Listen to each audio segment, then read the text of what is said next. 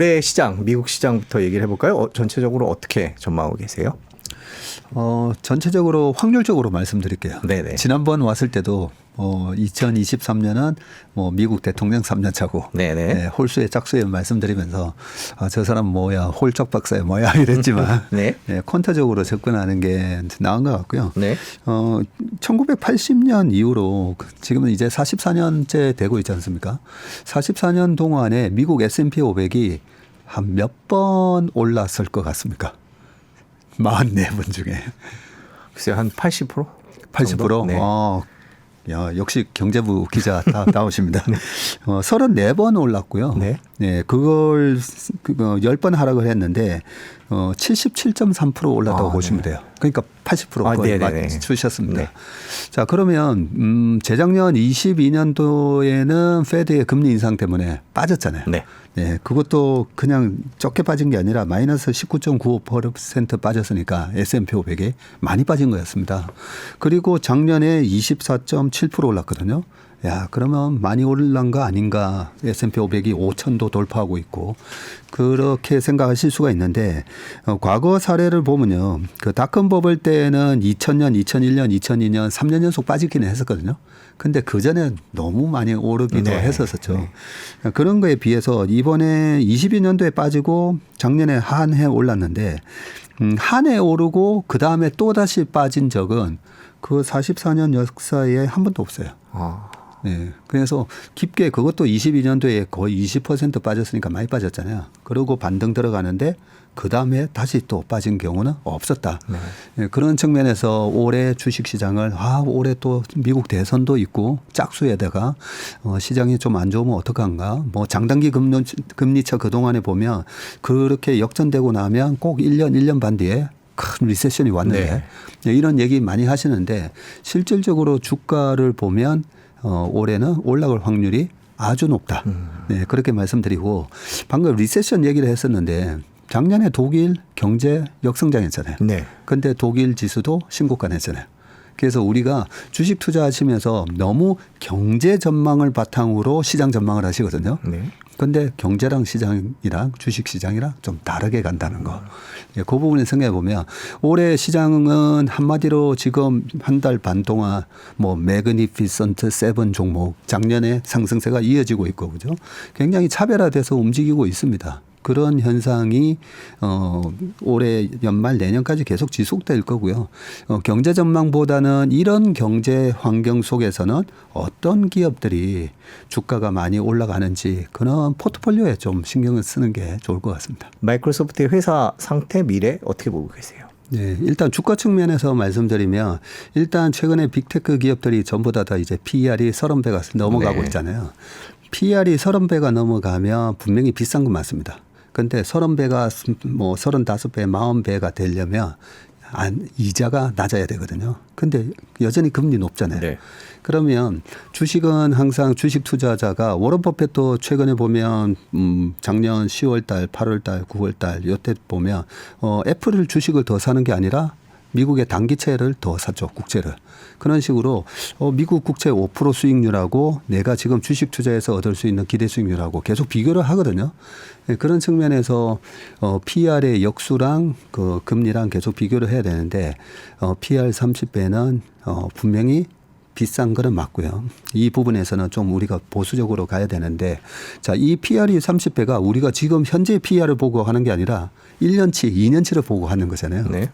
그래서 이익 성장률이 30%가 나오면 피트린치는 그렇게 얘기하죠. PER을 이익 성장률, 어닝 그로스로 30, 30 나누면 1. 그러면 비싼 게 아니다. 예, 과거 4년 전에 테슬라가 PER이 200배 나왔었잖아요. 근데 200% 증가했잖아요. 네. 그래서 그때 테슬라는 비싼 거는 아니었었죠. 자, 그런데 지금 테슬라가 PER이 67배 뭐 이러거든요. 근데 테슬라를 봤더니 뭐야 계속 차량 가격 인하하고 영업이익률이 재작년에는 16% 나왔다가 작년에 9%라도 뚝 떨어졌죠. 예, 그런 거 보면서 이익 성장이 60, 70% 안 나오는 것 같은데 뭐 이런 식으로 하면서 지금 테슬라 주가만 그 빅7 중에서 네. 지금 고점 대비 반토막이 나 있는 그런 상황이기 때문에 분명히 차별화되는 부분이 있고요. 마이크로소프트가 시총 1위가 됐는데 과거 한 70년, 80년의 미국 역사를 보면 기술을 선도하는 기업이 시총 1등이 되게 돼 있습니다. 네, 1950년대에는 제너럴 모터스, 네. 예, GM이었고 그 전에 보면 GE 에너지 그 전기를 만들었던 GE부터 시작해가지고 이런 테크 기술 혁신 기술을 내면서 생산성을 혁신적으로 개선시킨 기업들.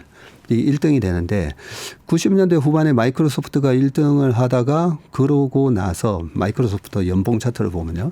2000년부터 2014년까지 그냥 잃어버린 15년이 네. 되거든요. 왔다 갔다만 하면서 그때 당시에는 그러면 2007년도에 이제 모바일로 넘어올 때 모바일에서 애플, 구글 이 모바일로 패러다임이 넘어가는데 마이크로소프트가 뒤처졌죠. 네. 네, 그러면서 2012년부터 애플이 시총이 1등이 됐는데 재작년 11월 달에 챗GPT가 빵 나오고 AI 하면 구글 우리가 잘 알고 있는 이세돌과 바둑을 뒀던 알파고 네. 구글 아니었어 했는데 마이크로소프트가 빵 치고 나온 거죠. 그리고 우리가 상상하지 못했던 이야, 이렇게 이제 검색이 편해졌네. 엄청난 지금 생산성 혁신이 일어나고 있잖아요. 네. 그러면 저는 뭐 벌써 한 3개월 전부터 시총 1등이 바뀌겠구나. 그리고 이 바뀐 1등은요. 잘 안 변합니다. 네. 네, 그래서 최소한 뭐 앞으로 3, 4년 동안은 마이크로소프트가 독보적인 그냥 시가총액 1등으로 저는 갈 거라 생각합니다. 그렇군요. 최근에 엔비디아는 뭐 상상할 수 없을 정도로 빠른 속도로 오르고 있고요. 특히 AI의 그 하드웨어를 담당하는 회사이기 때문에 뭐 당분간 독보적일 것이다 이렇게 얘기하는데 대표님께서는 어떻게 평가를 하세요? 너무 부럽죠. 네, 우리도 반도체 강국인데 네. 네, 엔비디아 시총이 지금 1.8조 달러, 우리나라 GDP 정도가 됐고요. 잘못하다가는 이거 엔비디아 한 종목으로 그냥 코스피 전체를 그 안에 있는 삼성전자 포함해서 네. 다 사버릴 수 있는 지금 그런 시총이 돼가고 있으니까 부럽긴 부럽습니다. 그런데 이 기술적인 혁신을 지금 AI가 선도를 하고 있고 거기에 반드시 필요한 게 GPU다 보니까 그걸 갖다가 90% 이상 독점을 하고 있고 지금도 저희가 거의 뭐 매주 체크를 하고 있거든요. 여전히 쇼트지고 예, 여전히 줄 서서 우리한테 좀 주세요. 그러다 보니까 가격이 천정부지로 올라 있는 이 가격이 떨어지지 않고 전년 동기 대비해서 그냥 2배 이상 매출이 증가를 했는데 이 가격이라든지 이 부분이 떨어지지 않고요. 이 엔비디아가 그냥 지금 파운드리 업체들도 찾고 있거든요. 찾아서 주기만 주면 물량권은 계속 팔리니까 이런 상황이기 때문에 지금 우리가 주식 투자를 할 때 항상 주도주를 찾는 게 제일 중요하거든요. 그래서 저희 회사 같은 경우에는 항상 나스닥 분석부터 회의를 시작하는데 자, 4년 전에 코로나 때 딱 터졌을 때 나스닥을 주도하는 주도주가 뭔지 딱 봤더니 그때 테슬라였던 거죠. 네. 예, 가장 먼저 이 코로나 충격에서 정고점을 돌파하는 기업이 뭔가 그때 제가 유심히 봤더니 테슬라네. 야, 이제는 그동안에 100년 동안의 내연 기관차에서 전기차로 이제 본격적으로 이동을 하는구나. 그리고 2019년부터 테슬라가 사실 흑자 전환을 했었어요. 물론 그 크레딧 세일이라고 하나 탄소 배출권을 받기는 했었지만 그러면서 미국 시장에서 이번에는 전기차 패러다임에 테슬라가 1등이고 그러면 우리나라에서 그 밸류 체인에 그 낙수 효과를 얻는 기업은 뭔가? 배터리구나. 그러면서 배터리 주식이 21년까지 날아갔었고 그 와중에 중국의 CATL도 엄청나게 주가가 올랐었거든요. 그런데 재작년부터 작년 이렇게 보면 우리나라에는 배터리 주식이 반짝 올라다가 또 다시 빠지고는 있는데 CATL 같은 주가 보면 재작년부터 힘이 없어요. 예, 질질 흘러내리고 재작년 연말에 11월 달에 있었던 이 챗GPT 이후로 주도 섹터는 반도체로 바뀌었구나. 그리고 주도주는 뭔가 엔비디아구나. 네, 그런 시기이기 때문에 이 주도주는요. 이런 큰 기술 혁신이 일어나서 주도주가 올라갈 때는 벌써 한 100% 올랐네 이러면서 파는 게 아니에요. 네, 이 업황이 이 시장이 끝날 때까지 주도주는 들고 가는 겁니다. 네. 그러면 이 주도주가 어떻게 해서 끝이 나는가 보면 항상 거품 있게 해요.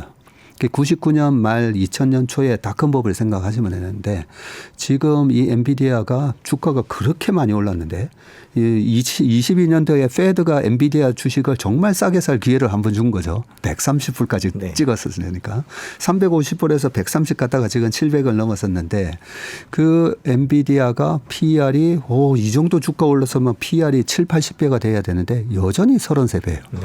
네, 매출이 이익이 폭발적으로 증가하다 보니까 그래서 피터 린치가 얘기합니다. 피터 린치도 운용을 하면서 내가 주가가 이 정도 올라갔으면 이제 목표 주가에 달했으니까 팔았다가 2배 먹고 팔았다가 10배 가는 주식이 너무 많았다고. 네.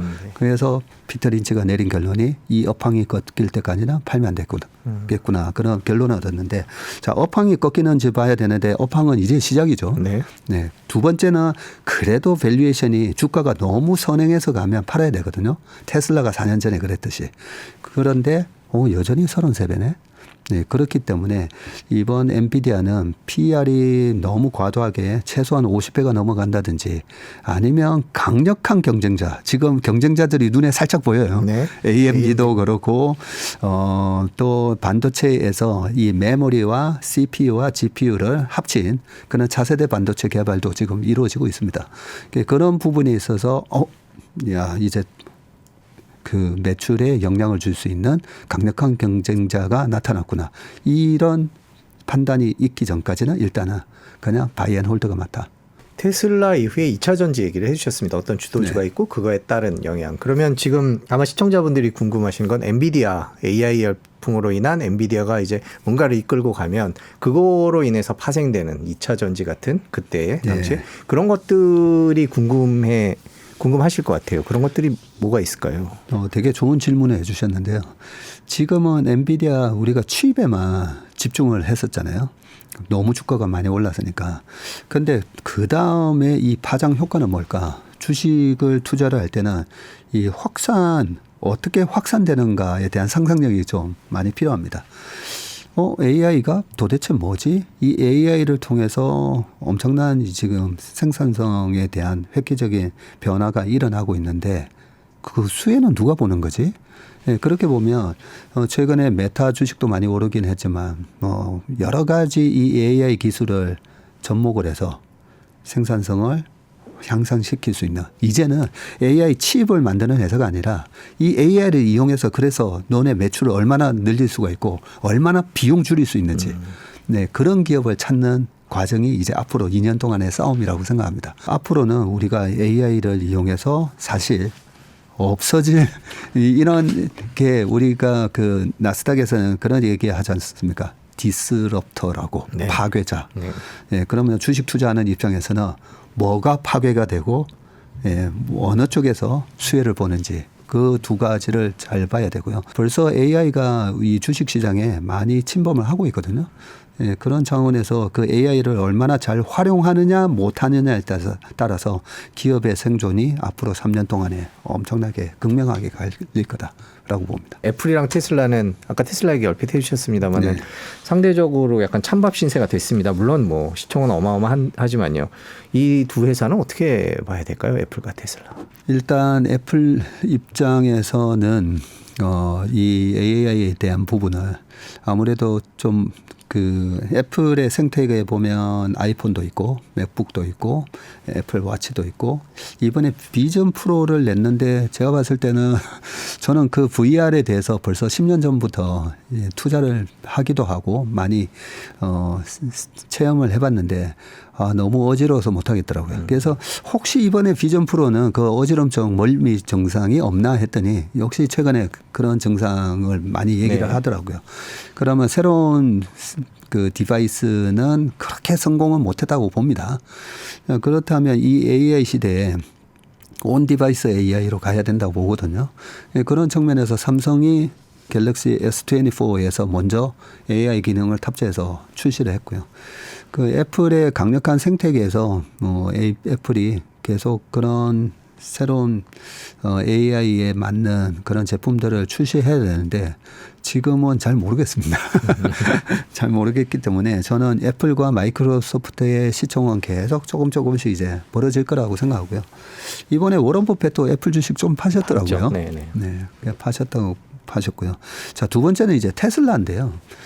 자, 테슬라가 420 갔다가 200불인데 조금 무서우실 거예요. 왜냐하면 장이 좋을 때 그동안에는 항상 테슬라가 시장보다는 가볍게 또 더 강하게 올라갔었는데 이건 뭐야. 시장이 이렇게 올라가는데 테슬라는 전고점 대비 지금 50% 빠져 있는 그런 상황이니까 그러면 테슬라에 처해 있는 상황을 보면 1차 전기차 시장에 1차 상승이 있었고 2차 구조조정 시기에 들어갔다고 봅니다. 네. 반도체의 역사, 반도체가 얼마나 대단해요. 그런데 옛날에 90년대만 하더라도 한 27개 이상의 반도체 메모리 회사가 있었다 했잖아요. 그런 구조조정을 싹 치킨 게임 하라고 다 거치고 2011년도에 마지막으로 하이닉스가 SK그룹에 인수되면서 그러면서 마이크론, 하이닉스, 삼성전자 이렇게 3강 구도로 굳혀졌거든요. 그러고 나서 하이닉스, 마이크론, 삼성전자 주가 차트 보세요. 예, 계속 2, 3년마다 고점 돌파하면서 올라갑니다. 그래서 지금은 이런 산업의 구조조정 시기에 들어갔다라고 봐야 되고요. 그러면 이 구조조정에서 테슬라가 망할 건가 아니면 다른 업체들이 망할 건가? 당연히 테슬라는 살아남고 테슬라는 전기차 시장에 계속된 중국을 제외한 시장의 1등이라고 보고 있습니다. 그리고 테슬라가 갖고 있는 엄청난 인프라가 있죠. 앨런 머스크 테슬라가 갖고 있는 그 저궤도 위성 네, 그런 부분부터 시작해가지고 로봇 기술 그리고 소프트웨어, 자율주행 소프트웨어 그런 거 보면 독보적인 제2의 애플처럼 가는 그림은 맞고요. 지금 나는 장기적으로 테슬라는 전무님 그냥 10년 가지고 갈 거예요라고 했던 분들이 요즘 이제 많이 걱정이 되실 건데 그냥 지금의 이 테슬라의 전기차 시장 자체가 구조조정이지 전기차 성장에서 테슬라의 경쟁 구도는 크게 바뀐 게 없어요. 그렇다면 테슬라는 그냥 장기적으로 가져가시면 된다. 개인적으로는 한 200불 이하에서는 계속 모아가셔도 되지 않을까 그런 생각입니다. 근데 당연히 이제 이 구조조정이 그러면 도대체 얼마까지 진행되는데 그 부분을 보셔야 되는데 중국에 지금 전기차가 오버캐파가 돼 있잖아요. 생산이 시설이 너무 지금 과잉 생산 시설을 갖고 있는데 그런 부분이 지금 빠르게 구조조정되고 있기 때문에 올해 작년에 테슬라가 영업이익률이 9%까지 떨어졌는데 올해는 10% 정도로 살짝 반등을 할 거라고 예상을 하는데 저는 사실 그 예상을 믿지는 않습니다. 믿지는 않은데 지금 테슬라의 그 200불 밑에서는 사도 되겠다고 생각했던 결정적인 이유가 사이버 트럭이 있잖아요. 네. 2016년도, 17년도에 모델 X에 대한 그 예약 주문을 받았을 때 전 세계적으로 우리나라 그 연예인들, 셀럽들도 많이 신청을 했었거든요. 그런데 지금 사이버 트럭에 대한 예약 주문이 300만 대 가까이 돼요. 그렇다면 이 미국은 트럭 좋아하잖아요. 트럭 시장을 테슬라가 어떻게 보면 전부 장악할 수가 있습니다. 그런 그림만 보더라도 테슬라가 작년에 180만 대, 그전에 130만 대, 95만 대, 그전에 45 뭐 이래서 이 성장성에 대한 그림이 사이버 트럭만 보더라도 그 향후의 성장성에 대한 그림이 깨지는 않겠다. 그렇기 때문에 지금은 약간 반도체로 넘어가서 약간 좀 마음이 소외돼서 외로우시겠지만 그냥 쭉 바이 앤 홀드 하시면 될 것 같습니다.